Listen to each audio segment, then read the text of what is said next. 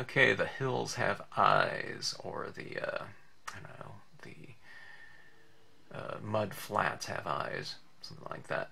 Here's a scene that I just did. It's kind of in the spirit of Halloween, kind of, you know, having those eyes up in the sky. I don't necessarily see them as kind of ominous, although maybe they do take on a little bit of that tone, but kind of, it's all the imagery around it, the cracked earth and the kind of spindly tree from 100 Proof Press was my kind of main actor in this stage production of this scene here. Stamped upside down like that for that little shadow in there, giving it this, I don't know, I feel it's a fairly dramatic looking scene. And simply an easy one to do with the very limited color range. I used the eye stamp from the Symmetry sheet right here, number 4, and the eye stamp is right down here. Okay, it's kind of a close-up of her eyes right there. This is kind of more of the actual size, the 100%. This one's really been reduced down. But anyways, it makes for kind of a fun card. So we're talking about 1, 2, 3, 4 different designs in here. The clouds have been used, I don't know, this way, and then turned upside down and stamped that way to create kind of this little setting for the eyes to recess in there. But in this lesson here, I just talk about the kind of the oscillation of light and dark within a scene to kind of create variation and a little bit of visual richness. And we apply inks and just light tapping motion and creating kind of a vignette around here, but bringing in some of the tones to kind of make certain objects within the scene pop. Most specifically the eyes in here and some of the light, the reflecting light off some objects right down here and in this cracked earth area to make this tree kind of stand out. So fun scene, fast and easy to do, and happy Halloween. If that is a Halloween card. If I put a couple pumpkins there at the base of this tree, it would be a little bit more holiday-ish, but in that same spirit here. Alright, if you watch it, hope you enjoy it. If you have any questions, as always, drop us a note in the comment section, or visit Stampscapes.com in the information section there. Okay, this will be a relatively fast scene to put together, especially for the fact that I'm not using too much color on it. I'll keep it pretty monochromatic, monotone, monochrome, and a symbol composition. This is Cracked Earth Large. It's a fun stamp to use individually, but if you have a larger piece, it'll merge just fine on a side-by-side type of application. Just overlap it a little bit, and it'll blend together just fine with itself if you just kind of repeat this like this and this and this. People have done even like interesting little kind of graphic things and stamp this, you know, upside down with itself and had it, I don't know, it creates this kind of optical illusion. Alright, now, let's see. This stamp here is by 100 Proof Press, and I'll use it in there as well. And I'll put these clouds right here in the background. Okay. Now I'm thinking I want these clouds to be a little bit lighter, I think, considering kind of blotting it first before I stamp it out, but I don't know, let me test that out. I thought that pad was a little bit dry when I stamped my Cracked Earth, but it might serve it well having it kind of a little bit lighter in the middle there. If it's darker, it's fine. If it's lighter, it's fine. There's a lot of tolerance with, when it comes to this type of stamping here, and that's how everything's been designed. We don't want things to be temperamental and real finicky as far as our usage of the stamps. Okay, this is the cloud Cumulus. I'm masking off the cracked earth, but I have a little bit of the cracked earth showing because if I have some of that cloud going into that cracked earth, it's not going to be any kind of problem. But that's better than having this big gap of a little space in between the clouds and the earth, especially if the clouds are supposed to be kind of,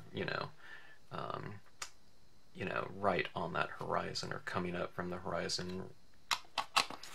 Okay, now to the fun here. I'm going to use the eyes stamp here from Symmetry sheet number 4. This is my Winter's Wind. I came up with these women here back in the probably the late 80s or so, and I called it Winter's Wind, and they're supposed to be just a representation of the wind during winter in human form. That was one of the projects that I did back in my school days. Actually, I didn't do that. Those were separate. Those were my Christmas cards in a couple different years. But kind of giving some kind of embodiment to things like weather and seasons. It was certainly one of those things that we did in illustration back in the day. All right, now I am using this image here. It has these hard edges, okay? If I stamp it up in the sky, it'll give me that hard edge. But what I can do is I can kind of soften it up a little bit.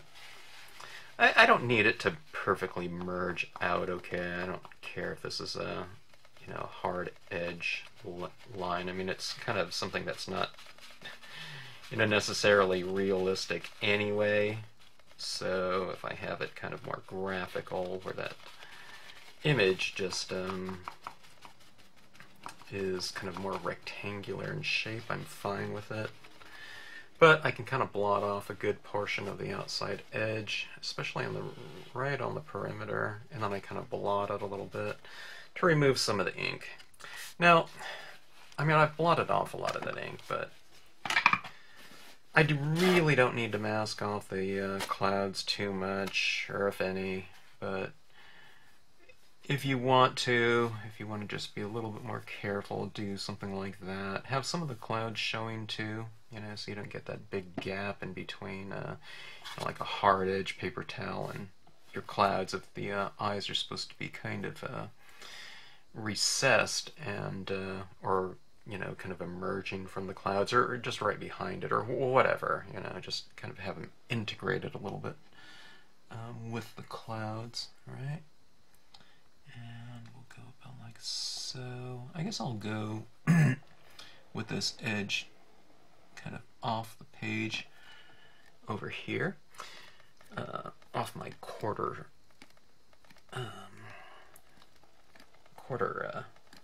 page size card, quarter letter size, US letter size.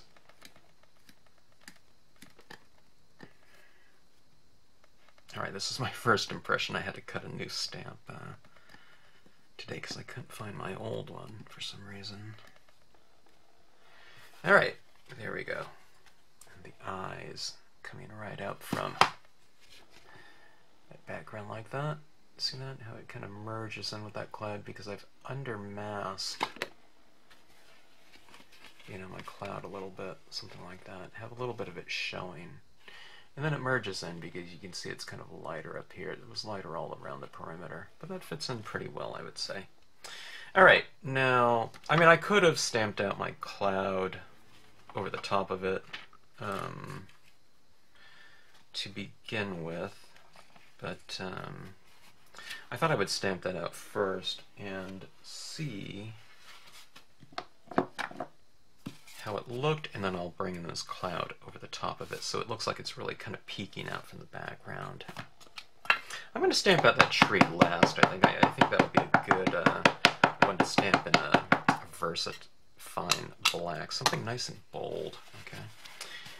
Alright, I'm going to blot off the bottom of this cloud. Here's my trick with the cloud, okay? See how this cloud is top lit here? You get the light side of it coming from the top, and it's kind of darker underneath all the different forms. Alright, now I have it positioned like this underneath the eyes, but I want those, you know, this kind of to be the, I don't know, it's not really a light source, but it is the subject. So what I'm going to do is I'm going to flip this around, so now that it's, when it's over the subject matter, it's bottom lit, okay? And I'll just overlap it a good portion. I don't want to overlap it into the eyes, but I do want to overlap it into, you know, some of the shape, like about like so. So it does go in there, but it integrates fairly well. See that? And that's because the clouds will be, well, they're going to be a little bit translucent, so something behind it, you'll be able to see through it, at least in parts of it, okay?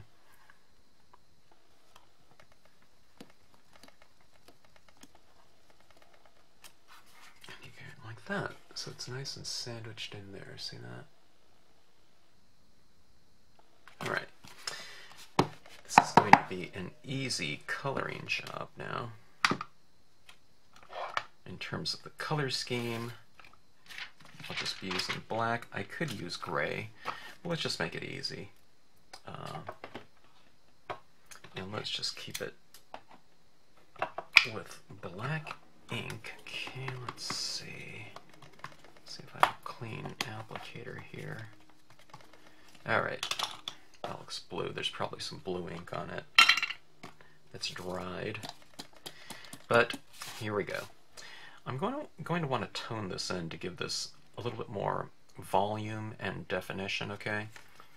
I want those eyes to remain nice and light, okay, because I want it, you know, those to be kind of the light source within the scene. And I want some of the clouds to remain nice and light. So I'm going to be careful not to tone everything out. But the basic kind of toning scheme of this is it's going to be lighter in the middle and just darker on the edge. So think of it as kind of like a vignette approach, okay? But that's not, you know, that's a real simplified kind of idea of it. I will do a little bit of variation, but not too much, okay? Now this is going to be the darkest color that you can potentially use on a scene, right? It's just pure black, all right? So what you want to do is you just want to use a light touch. This is a really good exercise for using darker colors because it's not only dark, but when you're sponging in color, it really gets you to use kind of the right touch, because if you kind of start scrubbing with this, it might catch, and if you don't use enough of it, if I just go with a couple taps, I mean, I can barely see anything. So it gets you to use the right touch.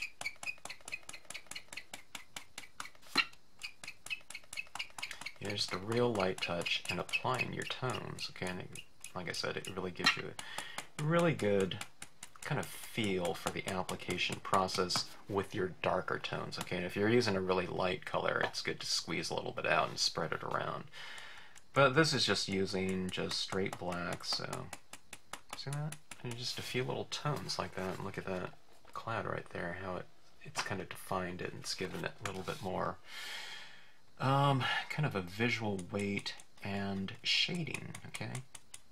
Sometimes when people have something that's white, or it represents something white, it could be a building or something like that, or a structure, or a person. Let's say someone's wearing a white dress or something like that, or a white jacket or something.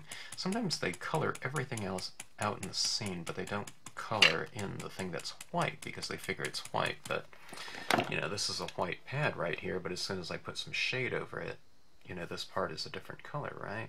Or you can just take a white pad like this, and I've shown this before, but let's see if I can get some of it in shadow. But see, the top of it looks completely different than the side of it, alright?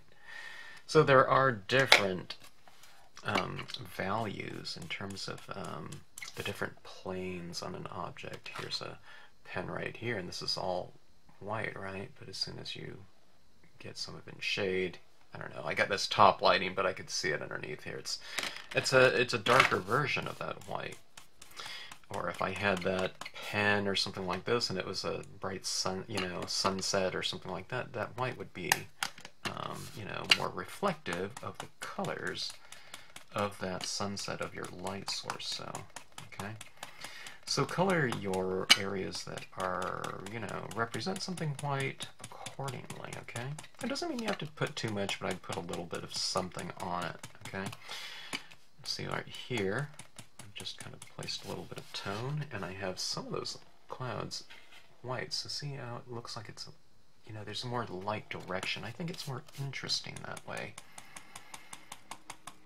to vary your kind of surface of your piece, okay?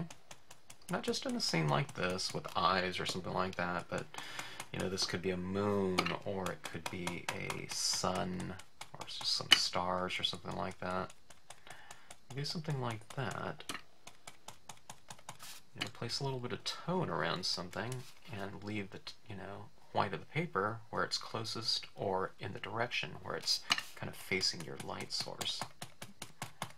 All this being said, if that's confusing, just think about it as checkerboarding your surface right here. You want to have a little bit of dark, light, dark. Here it is. Light, dark, light, dark, light, dark, light, dark, you know, and just oscillate it. You know, it doesn't really matter too much, you know.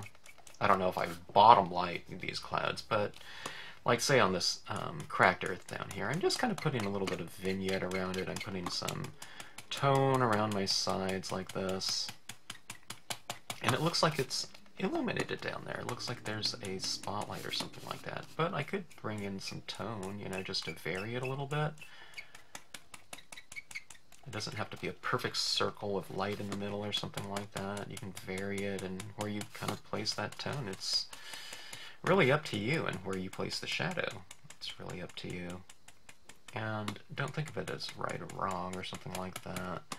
Just an oscillation. I mean, you know, if you're looking across, if you're kind of in a meadow or something like that, and, you know, there's some clouds up in the sky, and, you know, the clouds keep coming into this, you know, your field of view, you know, as far as how it relates to the landscape. You always see these, you know, these areas of light and shadow. And it, like I said, it really doesn't matter where it is.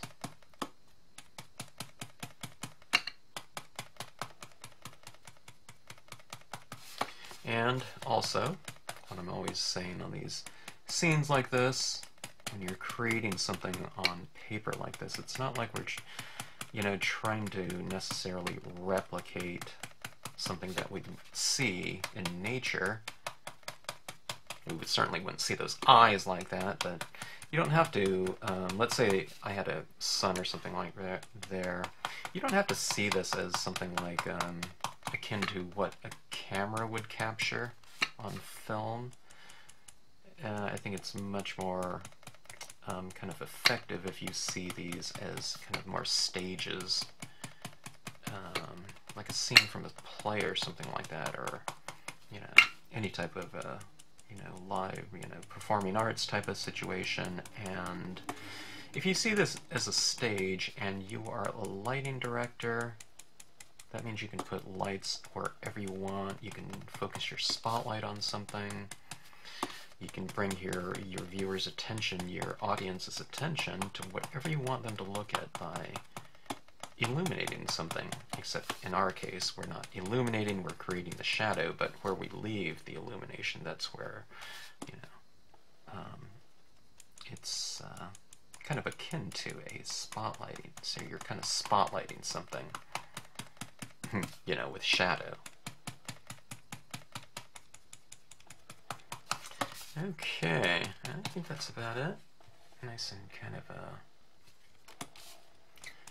varied in terms of our tones. You can streak in some colors if you want. I'm still using kind of a nice light touch. It might be good if I re-ink my black pad here. I think it's a little bit dry.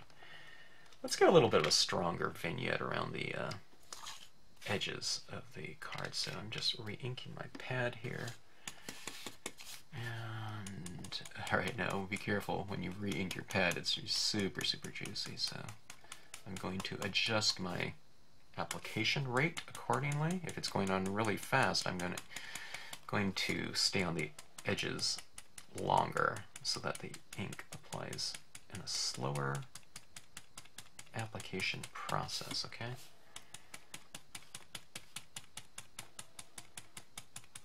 Alright, 4 corners for a nice strong vignette. It kind of frames our scene off really nicely. And going back to that spirit of a stage, when you kind of put things in vignette, you're kind of creating your own world. You're saying that this is where the light starts and the light ends, and you know, your scenes are a world unto themselves. It's not necessarily like a snapshot of a greater whole, you know. And that's kind of nice. You're creating your own little kind of universe. And you can make it however you want. You know, whatever is going to serve the scene the best. And that's the type of decisions you have to make, you know, or you get to make.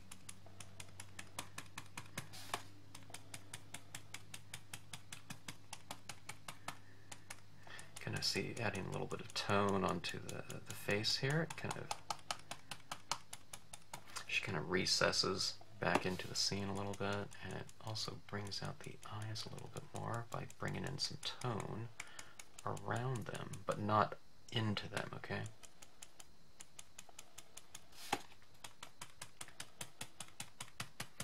Alright. I don't know what that looks like to you. I don't know, is it ominous? Is it, you know, something else? Alright, let's check out some distress inks. I don't know which ones I'll use. They're all good, and we'll just see if they're dark enough. Let's try the tea dye. And what we're going to do here is we're going to do something akin to kind of like photo tinting, you know, like the old black and white photographs. We're just going to bring in some tone to kind of just make the scene a little bit richer in terms of the certainly the temperature scheme, but also just giving the grays a little bit more of a, I don't know, a rich, layered, kind of glowing type of quality, I think. Now, what I'm doing is I'm kind of glazing this onto my gray areas, but if I want to retain that lightness in the degree that it is right now, it just means to don't go over it too much with your color here. Same thing goes for the clouds. If you want some of those clouds to remain nice and light, then just don't tone them out, okay? Kind of working around them a little bit, working around my eyes. I can bring some of this color into those eyes, but I think I'll keep, you know, a good portion of them just light, so that they're a little bit more attention-getting like that. Okay, see, I'm almost done here with the coloring, and this card's almost done. I mean, I could stop right here at the tea dye. I know the walnut stain. I love walnut inks, and this walnut stain is similar to that. I think it's supposed to match that. See that right there? It's a really nice color. You can kind of blend that in. Look at that kind of glowing surface right here, how that looks in this color scheme. It's because the tea dye is underneath this walnut stain, so you get the benefit of the tea dye, but you don't necessarily see it as much with the walnut stain over it. But the more of these transparent colors on it, you're almost using it like a glaze that you apply.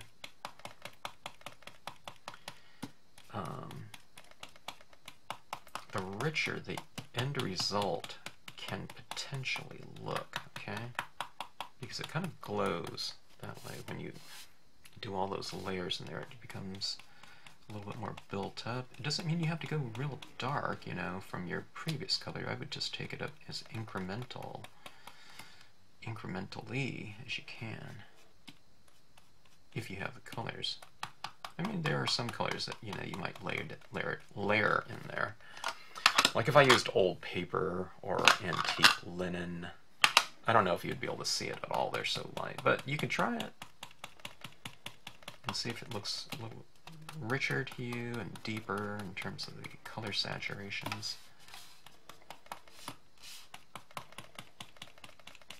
Now those two that I mentioned are lighter than the walnut. Let me see if I can just take off some of this ink right here. Alright, let's see if it's going to make any difference at all. Yeah, I don't know if I can... Well, maybe I do. Maybe it seems a little bit richer. Yeah, I think it does. So it's kind of creating this nice colored glow right down here, isn't it? It's because I have all these other colors in here. It's not just one tone. Not that that's a bad look if you use one tone, but if you want kind of a deeper looking space, then, a good amount of, variations of a given hue is a good way to go.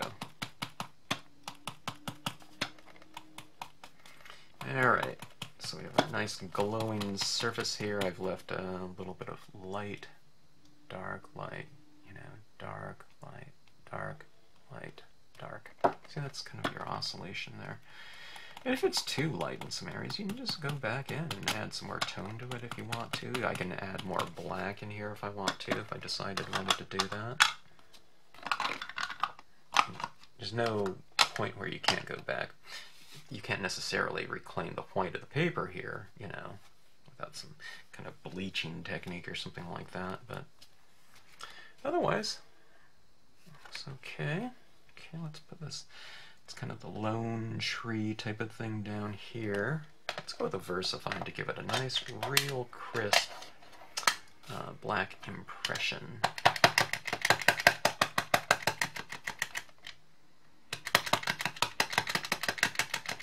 And again, this is from 100 Proof Press, and it is code number 3261, and V as in Victor.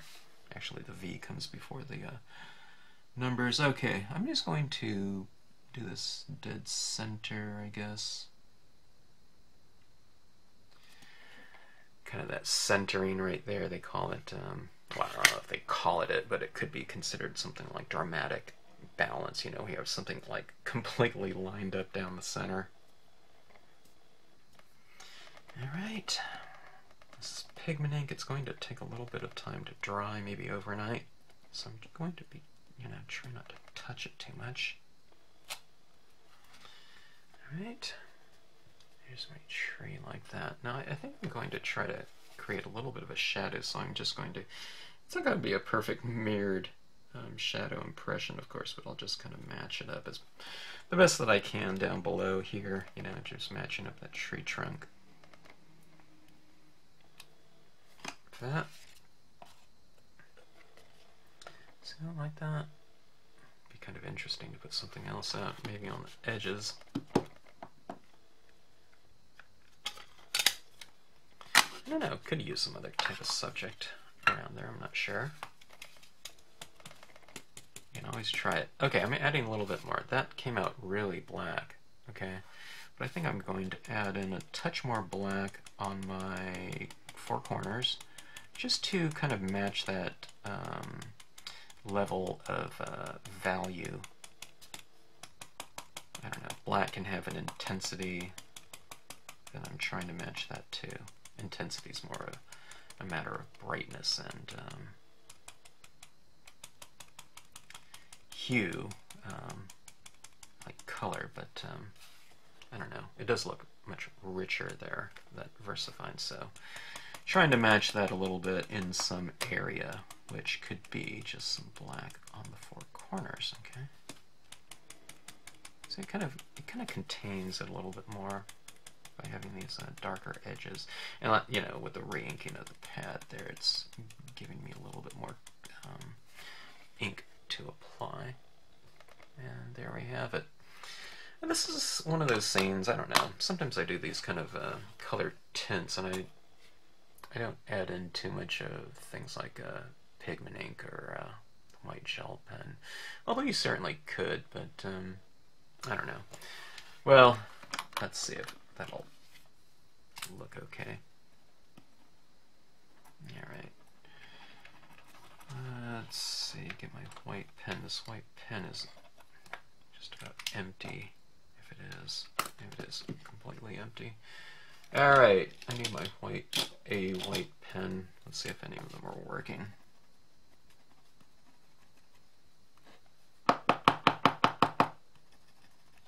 I need something really juicy.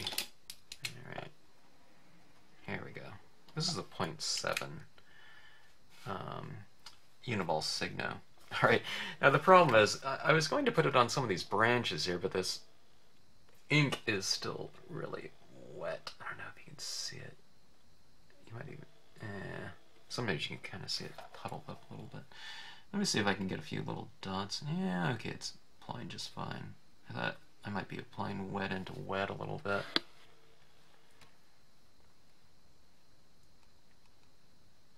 And just kind of...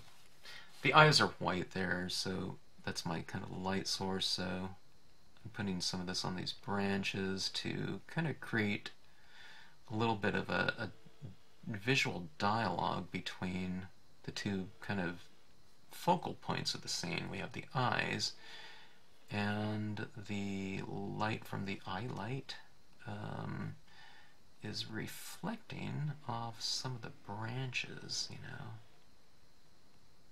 It's like one of those situations where kind of the light source becomes, you know, an integral player as far as the subject matter of the scene. It's usually kind of something that kind of sets the mood, but when you have it as, you know, eyes, then it becomes a little bit more of a strong focal point. Okay, let's see if we can see this here. There's the eyes above, and we have some little dots on some of these tree branches. I put the dots on the tops of the branch, not on the bottom, because it, you know, they're being top lit. And over here, you know, some over there, and over here. So if I have something vertical, I would put it on the left side of the branch over here, and over here I'd probably put it on the right side of the branch. And like say something like this. All right.